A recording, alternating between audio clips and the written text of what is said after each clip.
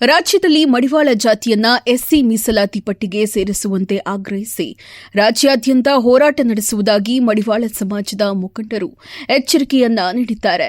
ಕೋಲಾರ ಜಿಲ್ಲೆಯ ಮುಳಬಾಗಿಲು ತಾಲೂಕಿನ ಕುರುಡುಮಲೆ ವಿನಾಯಕ ದೇವಸ್ಥಾನದಲ್ಲಿ ವಿಶೇಷ ಪೂಜೆ ಸಲ್ಲಿಸಿದ ರಾಜ್ಯ ಹಾಗೂ ಜಿಲ್ಲಾ ಮಟ್ಟದ ನಾಯಕರು ಸರ್ಕಾರದ ವಿರುದ್ಧ ಅಸಮಾಧಾನ ವ್ಯಕ್ತಪಡಿಸಿದ್ದಾರೆ. ಸುಮಾರು 19 ವರ್ಷಗಳ ಹಿಂದೆ ಪ್ರೊಫೆಸರ್ ಅನ್ನಪೂರ್ಣರವರು ಮಡಿವಾಳ ಸಮಾಜದ ಕುರಿತು ಸಮಗ್ರ ಅಧ್ಯಯನ ನಡೆಸಿ ಸರ್ಕಾರಕ್ಕೆ ವರದಿಯನ್ನ ಸಲ್ಲಿಸಿದ್ರು.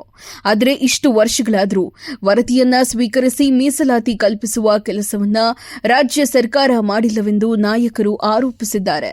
ಮುಖಂಡರಾದಂಥ ಅಮರನಾಥ್ ಅವರು, ನಮ್ಮ ಕರ್ನಾಟಕ ರಾಜ್ಯ ಮಡಿವಾಳ ಸಂಘದ ರಾಜ್ಯಾಧ್ಯಕ್ಷರಾದ ಸಿ ನಂಜಪ್ಪನವರು ಹಾಗೂ ಮುಖಂಡರುಗಳೆಲ್ಲ ಸೇರಿ ಈ ಒಂದು ದೇವರ ಸನ್ನಿಧಿಯಲ್ಲಿ ಸ್ಟಾರ್ಟ್ ಮಾಡ್ತಾ ಇದ್ದೀವಿ. ಉದ್ದೇಶ, ನಾವು ಅನ್ಪೂರ್ಣ ವರದಿ ಮಾಡಿ ಸುಮಾರು ಒಂದು 19 ವರ್ಷ ಆಗಿದೆ. ಅದೊಂದು ಪರಿಪೂರ್ಣವಾಗಿ ಮಾಡೋ ಉದ್ದೇಶದಿಂದ ಎಸ್ಸಿ ಹೋರಾಟ ಸಮಿತಿ ಅಧ್ಯಕ್ಷರಾಗಿ ನಮ್ಮ ಸಿದ್ಧಗಂಗಾ ನಾವು ಆಯ್ಕೆ ಮಾಡಿದ್ದೇವೆ. ನಮ್ಮ ಎಲ್ಲ ಅಧ್ಯಕ್ಷರುಗಳು, ಉಪಾಧ್ಯಕ್ಷರುಗಳು, ಸಂಬಂಧಪಟ್ಟ ಈ ಕೋಲಾರ ಅಧ್ಯಕ್ಷರು, ಸೆಕ್ರೆಟರಿಗಳು, ತಾಲೂಕು ಅಧ್ಯಕ್ಷರು ಎಲ್ಲರ ಸಮ್ಮುಖದಲ್ಲಿ ಈ ದೇವರ ಸನ್ನಿಧಿಯಲ್ಲಿ ಇವತ್ತು ಈ ಒಂದು ಕಾರ್ಯಕ್ರಮ ನಾವು ಸ್ಟಾರ್ಟ್ ಮಾಡ್ತಿದ್ದೇವೆ.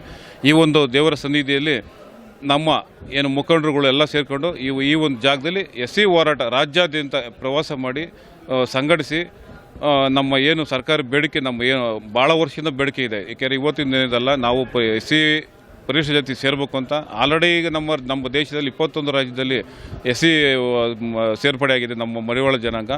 ಈ ಒಂದು ಉದ್ದೇಶ ನಮ್ಮ ಕರ್ನಾಟಕದಲ್ಲಿ, ಏಕೆಂದರೆ ಈ ಒಂದು ಕೂಗು ಭಾಳ ವರ್ಷದಿಂದ ಇದೆ. ಪರಿಶಿಷ್ಟ ನಾವು ಸೇರಬೇಕು, ಪರಿಶಿಷ್ಟ ನಾವು ಸೇರ್ಪಡೆ ಆಗಬೇಕು ಅನ್ನೋ ಉದ್ದೇಶದಿಂದ ಈ ಒಂದು ಏಕೆ ನಮ್ಮ ರಾಜ್ಯಾಧ್ಯಕ್ಷರ ಭಾಳ ವರ್ಷದಿಂದ ನಾವು ಈ ಒಂದು ಪರಿಶಿಷ್ಟ ಸೇರಿಸಬೇಕು ಅಂತ ಹೋರಾಟ ಮಾಡ್ಕೊಂಬಂದಿದ್ದೀವಿ.